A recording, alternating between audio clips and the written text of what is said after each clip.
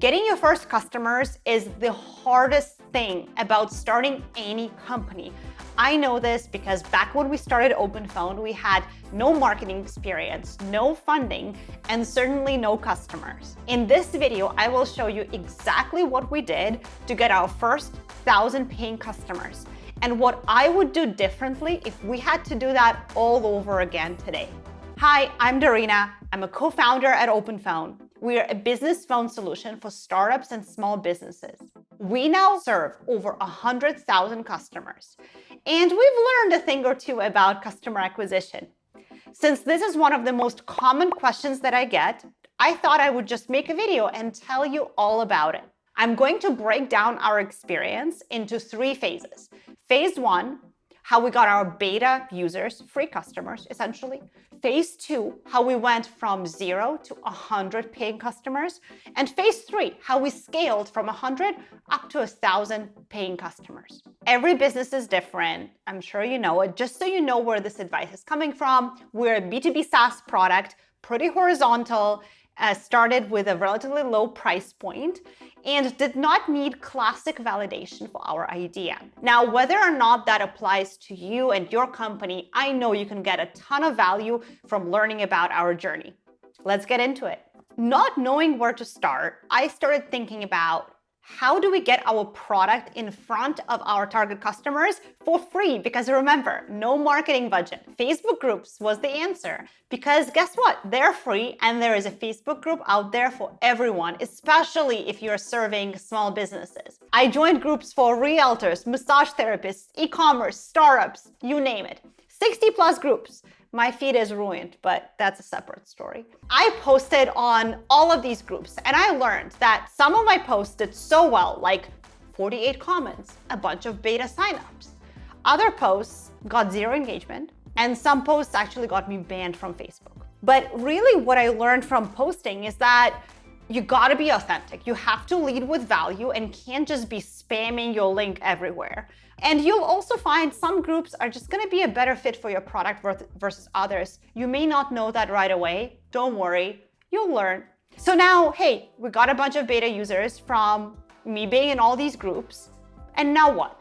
The thing that I find crazy is that if you get through all this hard work, get your beta users, and then you just drop them in your product and say, hey, good luck, like figure it out.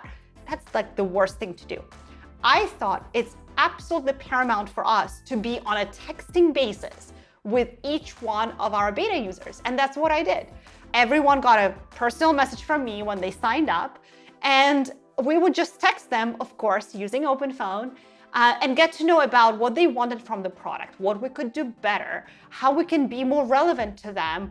It helps you figure out your product and your marketing. I just think that startups don't do this enough. Like, customer support, customer service is actually your best marketing. So get on a texting basis with your customers and offer amazing customer service. These are the 2 things that helped us in this phase. But keep in mind, we were still not making any money. We were still just having beta users. So how did we earn our first dollar? Let's get into that. So we started phase 2 with this brilliant idea. In order to have paying customers, you need to actually start charging them. Which I know, right? Phenomenal. This discovery, we credit the YC office hours we did at the time with partner Yuri Sagalov, who asked Mahir and I, hey, when are you guys going to start charging your free beta users? And we looked at each other and we thought, okay, we don't really have an answer for this. So we thought, why not do it now? Now, here's the thing. You will never be ready. It always feels uncomfortable because, like, what if you start charging and no one converts? No one wants to pay. That's hard.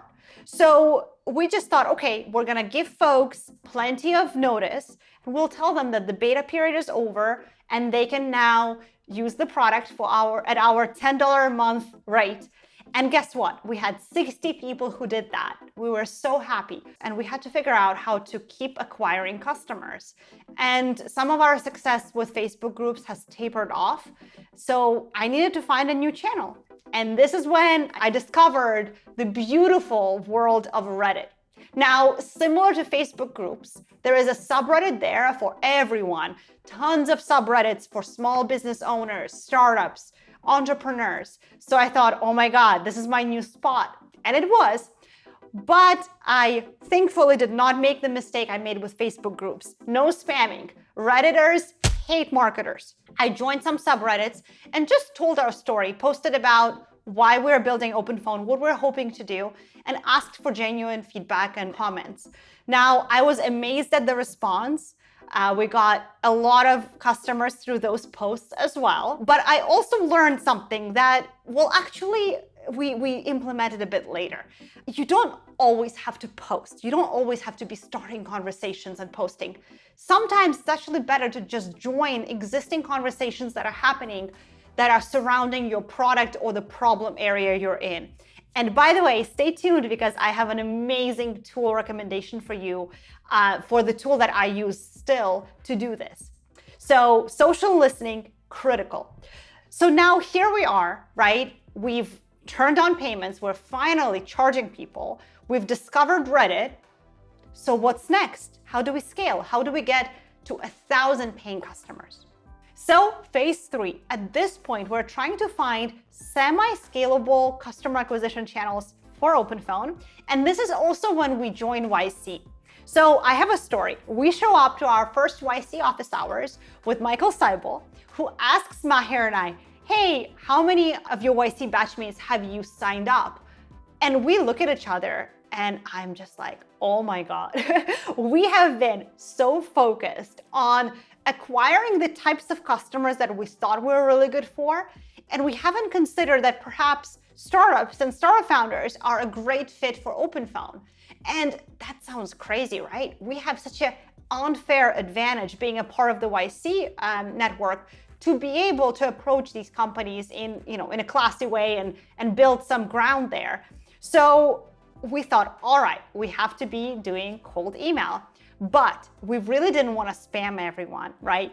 So the one thing that I learned is that instead of just spamming all the companies, I found that if you're a company with a phone number on your website, you're a lot more likely to be interested in a really great way to manage that number than if you're not. And that was the single best predictor for whether or not we should email that company. And that's what we did. So this meant sending less emails, but not making them super cold, making them like actually warm emails. And this is what worked super well for us. So again, leaning into your unfair advantage, but also being thoughtful about finding that subsegment of customers that's going to care so much more about what you're building. Another thing that really helped us in our journey from 100 to 1,000 paying customer is getting covered on TechCrunch and doing our product hunt launch. And I have to be honest about this because I don't think that this is the stuff that gets talked about as much. You see, our customers read TechCrunch and hang out on Product Hunt. So us doing these things helped so much with brand awareness. But it also really helped, I think, with trust building because we could show that we are a company that's gonna stick around. Now, getting media coverage, especially as an early stage startup, is super, super hard. But there are alternatives. Maybe you think about ways to go direct and create super unique content. And I'll talk about that in a sec. So just to summarize, it's important to lean into your unfair advantages. When it comes to cold email, make it warmer. And also when it comes to building trust, lean into things like media, product hunt, get reviews, show people that you are someone to be trusted, and that is going to propel your efforts going forward. So that's our story. That was 2018, and oh man, I feel so old now. I do not regret all of those scrappy things that we did to get our early customers because they got us to where we are today. But if I could go back in time and do it again, I would do a lot of things differently. So let me tell you what I would do differently. Now, number one, understand your best customers sooner.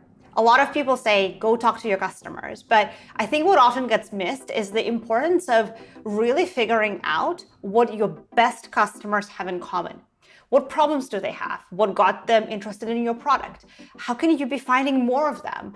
All of these things are important and just make your acquisition efforts just so much easier.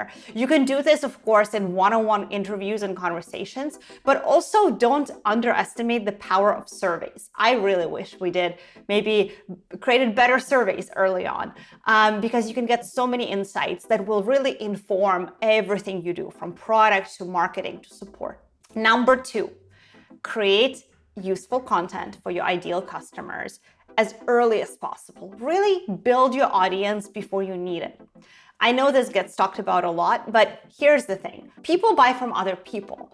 And this is especially true if you are an early startup without really a company brand. You as a founder, your brand is going to ultimately be more powerful in those early days. So really make sure that you're hanging out in places where your ideal customers hang out and creating unique content there. Doesn't mean you need to be a YouTuber. I know, ironically, this is a YouTube video, but if I could go back in time, I would lean into it a lot more. I would be more active on LinkedIn. I would share our journey. I started later getting more involved with Reddit. I think that's a great place. It doesn't really have to be, YouTube or LinkedIn. For you, it could be a newsletter, or it could be just contributing to a popular industry blog that your ideal customers read. Number 3, join relevant conversations already happening online. I know I talked a lot about our experience with Facebook groups, with Reddit, and a lot of what I did was starting new conversations, posting about what we're doing. Now, that can be useful, of course, but that's like daunting, exhausting, and you can't just have that happening. It's a lot easier actually to monitor conversations that might be relevant for your business and joining. For example, I have this tool that I promised you I would recommend. It's called Notifier. It's amazing. I still use it all the time. So essentially what I do here is I have certain terms like OpenPhone, for example, that I listen to be able to get notified the moment someone mentions it on various social networks. I think it helps you get to know your customers better, chime into relevant conversations, and also like you can listen to what people say about your competitors and maybe chime in. Super cool. You're welcome. This is like my favorite tool. Finally, last but not least, really invest in your long-term channels as early as possible. Now, look, this whole video is about going from 0 to 1,000 paying customers. But your journey doesn't stop there. Everyone who gets to 1,000 customers wants to keep getting more customers and growing. So you'll find that maybe hopefully early, you'll find out that there are certain channels that really make sense for your business model to keep investing in, and they will just scale with you. For us, for example, it's content and SEO. Maybe for you, it is direct sales or webinars or something else. The moment you know that this channel is going to be viable for you long term, hire someone amazing to run it, really invest in it, maybe level up your own knowledge as a founder. That's what I wish we did. As an example, I really wish we started our blog a lot sooner. I was on Medium for a while. Bad idea. Should have probably done that a lot sooner. But hey, that's what you know once you've been through that. So that is it. That is our story. I hope this was useful to you and to your journey. And I would love to hear if you have any comments, questions, feedback, please leave them in the comments. I'll read and reply. And if you have things that you want me to share, let me know because I want to make more videos. So thanks for watching and see you again. Bye.